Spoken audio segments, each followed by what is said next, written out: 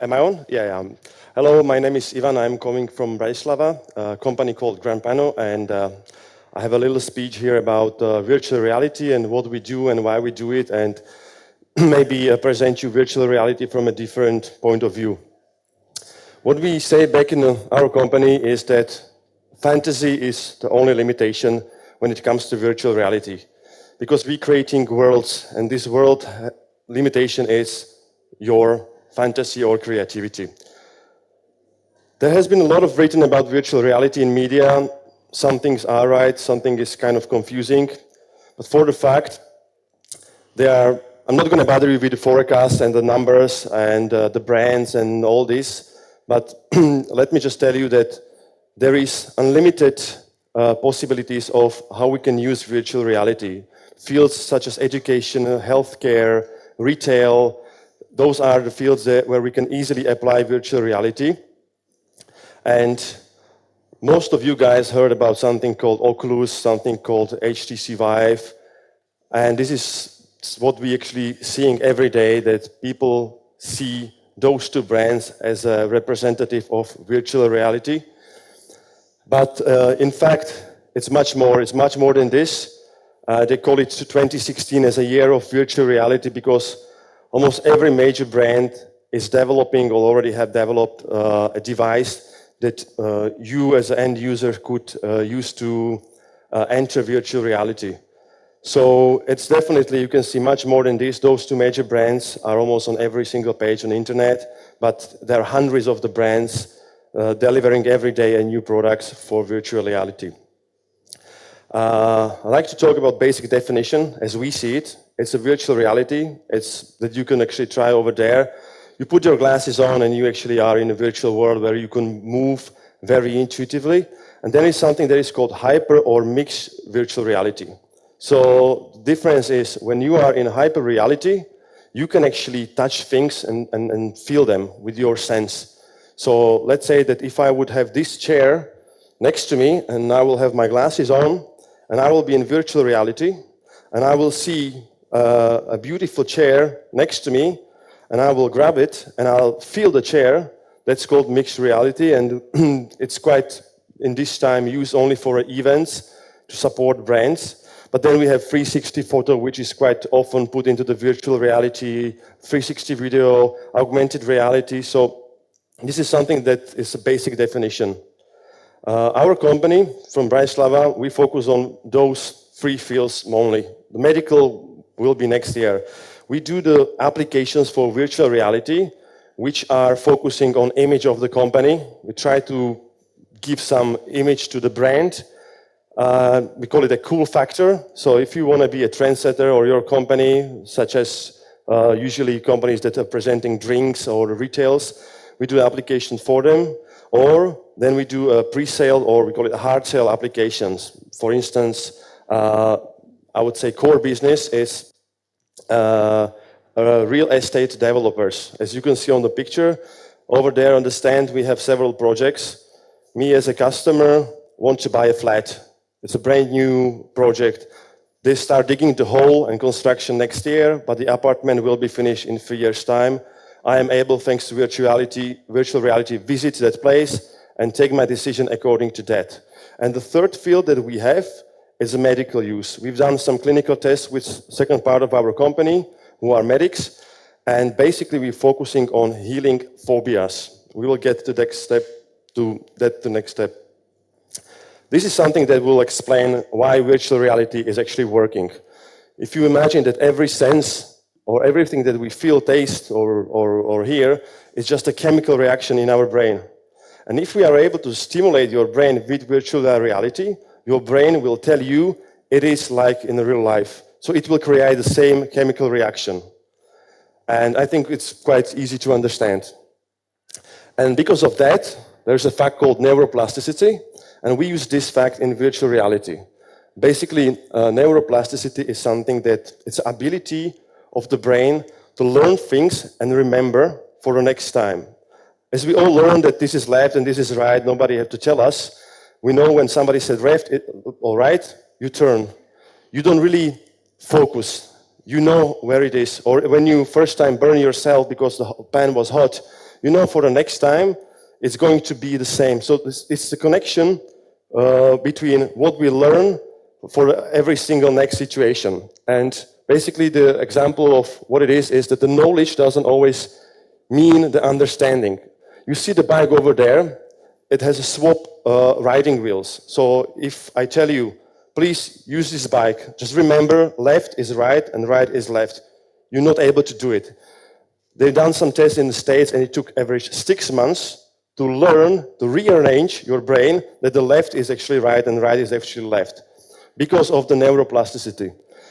Why I'm saying this is that if we are able to do in virtual reality such a strong stimulation of the brain, then your experience, your feeling, it's so high that we build emotion. And our goal is to build the emotion and connect with the brand.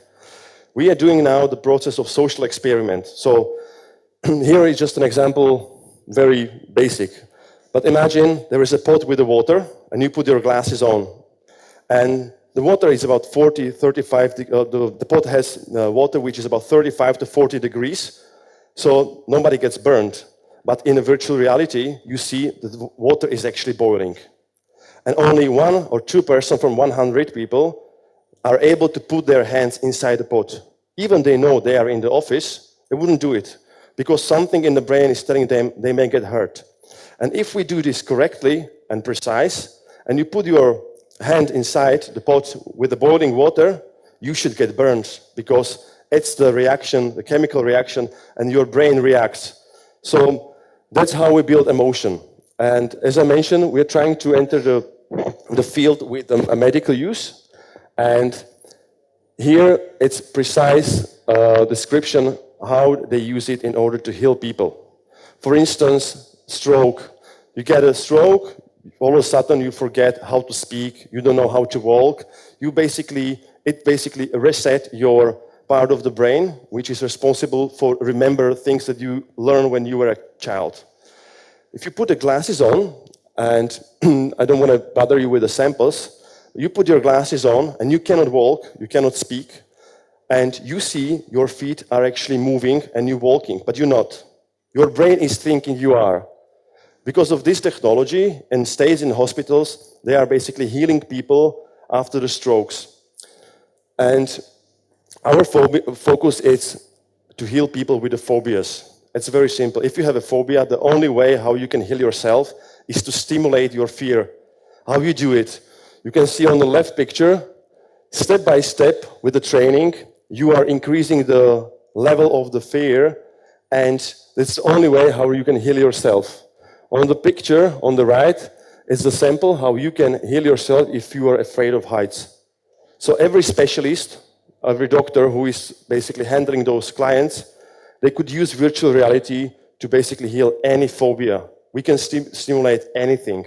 And if the impulse that we're getting through the virtual reality are as realistic as reality, it brings the same results. And I will skip to the commercial use of virtual reality. This is something that is a core business, as I mentioned. And the idea is very simple. If you want to buy a new car, what they do, they'll give you a car that you can drive it for a half an hour.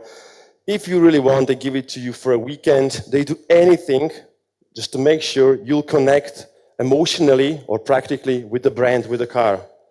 But if you want to buy an apartment, a brand new apartment, which is worth it 10 times more than the car, they show you 5 pictures. And you have to decide according to 5 pictures. Most of the time, I will say, it's a lifetime investment when you buy a new property. So we decided we want to change a customer behavior. We want a customer to get something more. Can we put down the word? We want them to walk into the future apartment, to adjust it through the glasses, through the mobile devices, through the web page applications. So basically, on any device, you can walk into the future building and get the atmosphere. So here is the sample that you could try over there as well. This particular project will start building it, or they will start working on it next year. And I would guess you could visit it in 3 years' time, maybe 2.5 years' time. So in the sales point, people put the glasses on, they go from apartment to apartment, and they will customize each apartment, and before they take the decision, they visit the apartment. And that's the commercial use of virtual reality. It's a win-win situation. They want to sell apartments, people want to see apartments, so it's quite easy and clear. On the other hand, we discover, again, it's quite obvious, something we call VR reach. So it's not only about these 20 or 50 people who try virtual reality, it's also about the audience. And we call it shared emotion. And for those who tried what we do over there, you could also see it is working over here. So there is a man who put the glasses on and he's in an apartment or he's walking on the roof and he's having fun. We're building the emotion. But around him, there is an audience, another 10, 15, 20 people who are looking at him, and they see on the TV screen sort of, his experience. They can't really feel it because they don't have the glasses, but they are amazed, they're laughing, they're really interested. So we're also attracting those people. And on the other hand, sometimes when we do events, we take very simple video from the event, which we place very simple on a YouTube channel. And because of this emotion, the real emotion that we can capture, we're going to get a viral. So if I would do a quite easy sample, we went to the shopping mall with one of our applications. About 250 people tried that application during the weekend. Then another over 1,000 people saw it, so there was a queue of the people who were watching it and taking the pictures and posting on the Facebook. But on the other hand, over 100,000 people saw it on the YouTube because those reactions were real and you could feel the emotions. So it really could be used as a marketing tool, not only for people who try it, but also for people who are the audience or who watch that on the internet. And here are some samples of the use. I see I still have a lot of time left, so maybe I could go back and tell you more about the devices. This quite often is very interesting for people. You know that there are some brands, such as those, they have to be connected to the computer, and this could be sometimes an issue because it's rather expensive. You also have to have a rather expensive computer, let's call it a high-end computer with a good graphic card. This year, Google came with an idea, it's called Daydream. It's a new platform that is supporting mobile virtual reality. So there are plenty of the devices which started with a Google Cardboard. You all have it in your bags. But there are also different brands who are basically using the same technology. You put your mobile device into the glasses and you should get a similar, not as good, but similar experience. And basically, the development of virtual reality hardware is going so fast that perhaps this year, November, December, Intel will announce a new VR glasses and they will fix two major problems. The first problem is that there is no virtual reality wireless. You always have to be connected through the cable to your computer, which is really bothering. And then the second option or second issue was the resolution. At the market now, those two big players are offering full HD on each eye, which is quite good, but still not enough if the display is 2 centimeters from your eyes. Intel one should have a 4K, so double resolution. In this case, the immersion will be as good as a real life because the motion sensors sense you're moving according to your brain. So as you move in a virtual reality exactly same like in a real life. So that's why I recommend to try. There are several stands over here who are basically providing the similar projects. And yeah, my point is every single major company invests a lot of money into the hardware, and the software is already basically on the market, quite often free of charge. It's all running on the game engines. So we are always looking for people who are into it, I'm not going to pronounce that, who are willing to learn something new, and we believe this is the sort of new revolution coming, like it was with the smartphones a couple of years ago. That would be perhaps everything from my side. I don't know if you got anything from me. Maybe if you have any questions, I'll be up there, and I'm happy to answer anything according virtual reality and usage. We have some samples there, so you can walk on the roof, then jump, and we have a simulator of flying where we measure your pulse and stress before and afterwards, and according that, we can tell you where are you with your fear. And this is something which is just, we're testing it, and hopefully next year we will apply this and offer to healing the people with this problem. So thank you very much for your attention, and that's about it.